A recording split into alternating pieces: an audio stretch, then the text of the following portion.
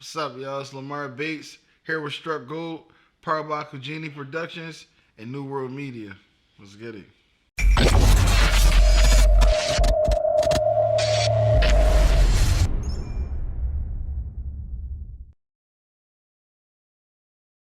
Welcome back to another episode of Struck Gold. I'm your host, James Kujini. We're here with Lamar Bates. Tell us more about yourself and where you're from. So Lamar Bates, man, 31 years old. I'm from West Philly, born and raised. Know what I mean? From the trenches, man. So yeah. Okay, yeah, so you do comedy and whatnot. So tell us a little more about that and how'd you get started in that field of work? Well, I've always been like funny since I was a young boy. I really hate niggas, man. That was kind of shit. That was just a fucking movie, man. Seriously, because I do security at a children's hospital, man. And I'm gonna be honest, yo. A lot of y'all baby moms ugly as shit. Y'all niggas be fucking anything. But my first time ever doing comedy, I was in 5th grade, and I did it in front of my elementary school. And I did it one time and I stopped. And like for years, people be in my neighborhood like, yo, when you gonna get back and doing it? Get back and doing it. I chilled. Then my aunt passed away in 2015, and I was like, man, let me just give it a try, cause she kept telling me I should do it. She never got a chance to see me on stage, and that just made me get on stage and give it a try for her. You know what I mean? So yeah. Was that your first performance or would that be in school? Well, elementary school was my first time ever doing comedy, but my first real performance was after like when my aunt passed away and I went on stage. How old were you and where was that event at? Well, which one? Right, you said right after your aunt had passed away. Yeah, I was like 20. Like 20. I'm probably like 27. Did you remember the venue or anything that was going on? Yeah, it was. I bombed.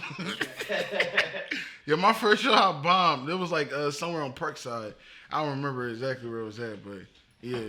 So you bombing, did that make you like not want to do this as much anymore? No, me bombing made me want to get back up there and do it again because my format was wrong. And so I watched all the other comedians go up, and then I went home and I watched like Def Comedy Jam, and I watched what they was doing, and I watched their cadence and all that, and I was like, oh, all right, bet, that's how you do it. And I wrote a whole new set. And then like the next show I did, like I killed that joint. Seriously, no reason why a little Keisha 18 months with micro braids in her motherfucking hair already. Her motherfucking scalp getting pushed back, she can't never sleep and shit because he up all day. And you a fucking Instagram talking about stuff. That's right, my fucking daughter's slaying shit just like her fucking mom. These bitches right. All right, yeah, that's nice. So, how long from that time when you bombed to your next show? How long did it take for you to get back on stage? Man, I was back on stage in like 2 weeks. Okay. It ain't take me long to get back on there. I didn't want to wait long either. I had something to prove to myself. All right, so how is it easy for you writing jokes and writing material or whatnot? It's easy. Like I'm a writer. I always been a good writer. It's easy. It's just like some jokes she'd be like, nah, this ain't it. Scratch it out. Then the other jokes she'd be like, I know this is gonna be it, and you just write it down. But writing jokes is not hard for me. It's not hard. All right, well, in the sensitive day of age we're in now, do you get any backlash for any jokes that might be a little more offensive now than they were 5-10 years ago? No. No, not at all. I stay away from the alphabets. I'm chilling, bro. All right. When was your first paid show, or was the first one a paid gig? My first paid gig, bro. Bull only gave me like $50, bro. Like, You think it was worth it or not? nah, man, 'cause I was getting schemed, bro. Tell us a little more about that. How were you getting schemed? Cause like I was new to it, and you think doing comedy, you think everybody happy. Man, these dudes be miserable, ignorant, evil, scheme. I got schemed. I didn't know the business, and I was just like happy to get on stage, but they was doing me dirty. When any upcoming events or anything like that? Yes, going on? I'm back Saturday. I've been on stage for like 5 years. I'm finally coming back Saturday. My young boy, his name T.O., he's playing West Philly High. My dad used to coach him. He having another event. He reached out to me, asked me can I do like a set for him? I said, yeah, I'll get back on stage for you because I've been talking about getting back on there. So Saturday, I can't say the location because it's a private joint, but yeah, What Saturday, date? What's the date? Can you tell them the date and maybe they'll get October 8th. Okay. October 8th. All right. And I also see on social media that Lamar Bates is also into boxing as well. So can you tell us a little bit about that? Yeah, I be trying to teach like the young boys how to defend themselves with the hands. And, yeah, and well, teach anybody that want to learn. Like that's what I be doing. Like trying to show everybody everything I learned and give it back to them so they could use it to protect themselves if they need to. Do you find that your comedian charisma kind of floats over to that field with them young kids too, keeping their Yeah, heads because up? I know how to. My personality gets them to ease up. So everyone, Not so tense. a lot of people want to be like just mean and stuff. Yeah, like no one wants to over yelling. yeah, like so like I know how to ease them up with my comedy and like what my personality and my charisma it transfers over into boxing also. All right. If you had any words of advice for any up and coming comedians, or like, or I say words of advice that you would give to your younger self, what would that be? Don't be so anxious. Don't be so anxious. You know what I mean? I would say no. My advice is get a team behind you that's really going to make sure that you are right. Cause I went in there pretty much like I ain't gonna say by myself because he was like damn near every show, but I ain't know the business like that. So my advice is make sure you got a team behind you so when you do go, people won't take advantage of you. How different from like everything else is comedy with business wise? It doesn't have similarities as well as like a regular, let's say local store business or somebody with a clothing brand. I mean, like with the business aspect at it, you gotta first of all, you gotta be able to like to sell shows, sell tickets, get people to come out to the show, and you gotta just know your worth, and you gotta just know how to let them know what you're gonna bring to the table. And so pretty much like that, like, oh, well, listen, you want me to do this? I want this amount. Listen, I know I could pack this show, and I know I could do this. I know I could do that. I deserve this because I know I'm going to give y'all a great show. And I know this many people going to be here. If you don't give me what I want, I'm not doing the show. That's the time you got to be on now. Yeah. I learned a lot from before. But this go around ain't going like that. One time they get over on you, they think they're going to always be able to do it. It ain't going now like that. All right, so back to the business where you're Tim. You got Scheme. So how did that, like, what did they rob you of? Like, what did they take from you if it wasn't like a physical thing? What was it that they stole from you? Money. You got to put up money for that or something like that? Nah, I did a show out Boston one time, right? And I just lost my job at the casino. I broke up with my baby mom, and I ain't had no money, bro. So boy, like, yo, come to Boston, do this show. I flew out to Boston. He hit me up. He told me, he was like, yeah, the bull gonna come give you some money or whatever. Like, when you get the money, just give it to me or whatever. So I ain't thinking nothing other shit. Yeah. So I get done performing my set, and the old head come to me. He gave me the bread in my hand, like, good job. So the boy I was with came over to me like, yo, he give you some money? I'm like, yeah. So I gave it to him and shit. So he counted the money up and shit.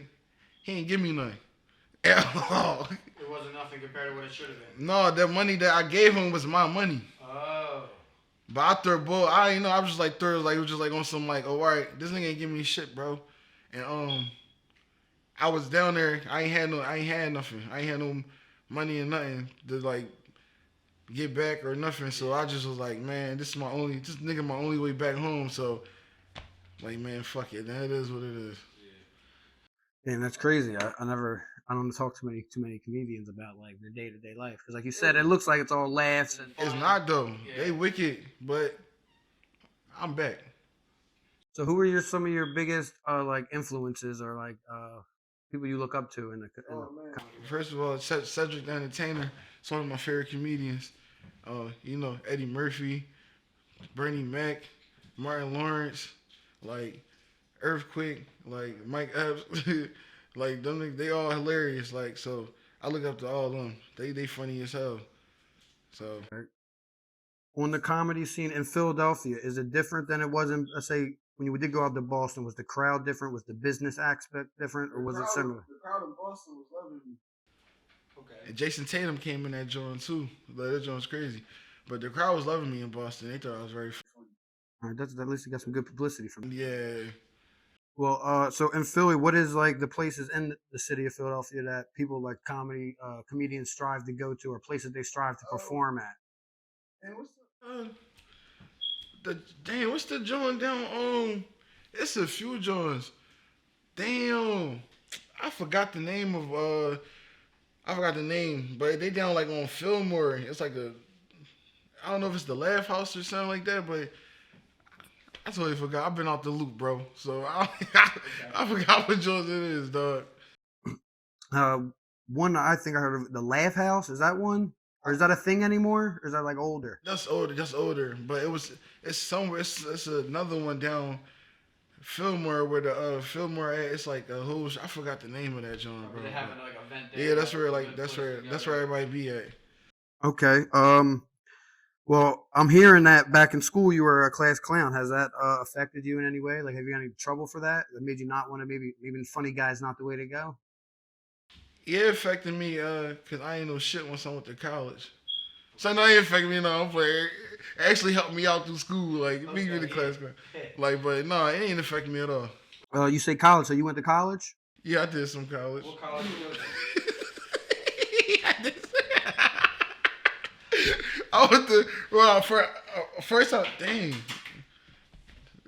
wasn't no good. I went to Wesley College to play football, bro. I was up there. I quit the football team. I don't know. I just like fell out of love with football while I was up there. Then I flunked out that joint, and then I was home, and then I did this program to go to Cheney, and I was up there for like 2 semesters. Fucked up at Cheney. So how do you like? When you say fucked up, what do you mean by fucked up? Like I flunked my grades. Okay. It was messed up. You being a class clown. I wasn't being a class clown in college and shit. I just didn't know why I was there. Right. Okay. I was just doing it to make my mom happy, but I wasn't there to make myself happy though.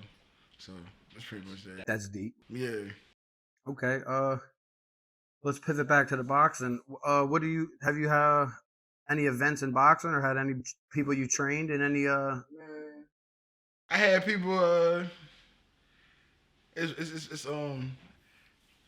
don't really have nobody no more. I used to have like a gang of promising young champions, but you know, some kids come, some kids go, Right, yeah. and they say it come with the game. Yeah, it's not for everybody. So it ain't for everybody, but it's draining because you put all your time into a child, and then they just up and leave you, like, and it's just be like.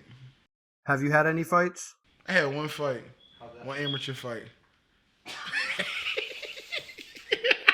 I had one amateur fight, bro. All right. So how did that turn out? Bro, for one, I would keep it a bean. I wasn't properly trained for that fight. Amateur pays different. I was in there just smart. They ain't really give me the game on how to go about it in the ring. Like, that's how I went. First round, I came out swinging, boom. I catch the ball, almost dropped the nigga. I get tired. So we going through the round, we get to the last round, bro. I swing, I miss. I'm on the ground. I just hear motherfuckers counting like 1, 2. I got up. I ain't getting knocked out, but I got up. I lost the joint by 1 point though, but. Oh, all right. Yeah, it's not as bad as I was expecting. That's pretty good. I just got tired. I was exhausted. And I just dropped from swinging and shit. I'm like, fuck, man, this shit is crazy. Yeah, well, at least some boxers would just say that, oh, it wasn't my fault. But at least you know exactly where you were. Yeah. It is what it is, man. Man, listen, bro. I'll fuck these niggas up, bro. Don't worry about that. Are you planning on having any other fights coming up? I want to have a pro fight, but it's hard to find a trainer out here that's really going. The way I train, I guarantee. I feel like the people not going to train me how I train. So, but it's hard to find a trainer out there that's really going to put the time in with me and all that. So I really be training myself. So in the training world, exactly, I was saying you are a trainer. So does that help you kind of funnel through other trainers and finding who's like legit and worth the money? Or Yeah, it do. okay, so how do you go about looking for your trainers if you're already a trainer yourself? I mean, I just look and see how like what they've been doing with their fighters. Like, I know one. Matter of fact, shout out to Coach Rashad from Delco. He won, and he already reached out to me, and he told me like, when you ready, man, just come on. So I got a trainer. I got a trainer that's gonna really, cause he give people the dubs, and yeah, shout out to Junior too. He just won this fight, and shout out to Coach Shad at Delco Boxing. So yeah, I'm be coming soon. But How do you feel about like that celebrity boxing stuff and people where they're just like pretty much getting paid the most money more than people that train their whole lives and they're making the biggest shows? It is what it is, or how you feeling about that? blame boxing. They're not giving the people the fights that they want to see. Yeah. So how you gonna be mad at Jake Paul, Logan Paul for coming in and getting they bro? I don't care, cause it's not nobody's fault but the boxing world. Y'all not giving us the fights y'all want to see. These fighters prima donnas. Yeah. They don't want to fight each other. We sitting here waiting for Errol Spence and Terrence Crawford. Both of these niggas keep going back and forth. Nobody making shit happen. Nobody want to see that shit. We want to see the best fights. So y'all getting mad at Logan Paul, Jake Paul, Ocho Cinco, Frank Gore, all them niggas for coming in and getting more money than y'all niggas. It's y'all fault. Y'all not giving us the fights we want to see. So shoot, shout out to them. Like, Have you heard of the BKFC, the bare knuckle? Yeah, I heard they about just that, opened up. John. How do you feel about that? And do you think there's any similarities, or like, what's the difference between gloves and no gloves? no gloves, you feel that shit more. Okay. That shit, it's like fighting in the street. But the difference between bare knuckle and boxing is bare knuckle is a lot of them niggas don't know how to box. They just know how to fight. Okay. So if you know how to box, you go in there and get them niggas out of here. But I'm cool off that. I want gloves. Niggas ain't gonna be punching me in my face. Like that. Yeah, nah. I see even the winners come out pretty brutally fucked up in that. Yeah, bro. Just, yep. So in boxing now, the heavyweight division is pretty stacked. Are you ready for a Tyson Fury Wilder or versus Joshua? No. No, you don't give a fuck. No, man. Joshua, he done. Like he washed up. Tyson Fury need to fight Usyk. That's like the next. That's like the top gun right now is Usyk. I don't know, Wilder and Tyson Fury, man. They should just nip that shit in the bud because Wilder can't beat Tyson Fury. He got his number. Okay, so that's where you're leading Fury then. Yeah, Fury can't nobody beat Tyson Fury in the heavyweight division. Okay, until you get up there. Hopefully he be retired by then. Okay, you don't want no smoke. Okay. No, that nigga nice. All right. So if you do hold boxing classes, where can people find out where to sign up and join there? Saigon Therapy. So no, Mitch Allen, 57 in Haverford, Monday through Thursday, 4 p.m., 7 p.m. I'm at Shepherd Recreation Center in West Philly. Okay. So that's where you catch me at. And back to the comedy. I don't know who I was passing that to. Do you have any? You said your upcoming event is Saturday on the what was that? The 12th, October 8th. All right. So, during any acts, have you had any like backlash from the fans, like any Karens or nothing like that, or what was your most craziest time on stage?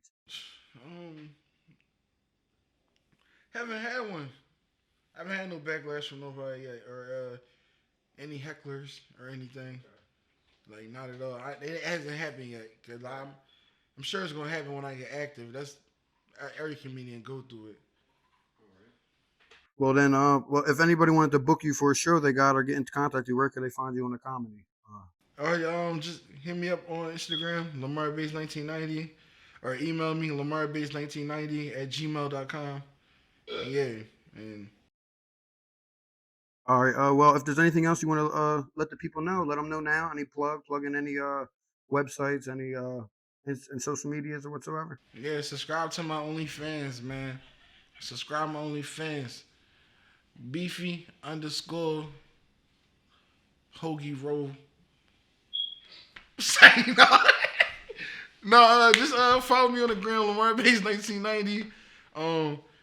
Yeah, man. Just like my shit, bro. That's all. All right, well, that's another episode of Struck Gold. Until next time, we're out of here.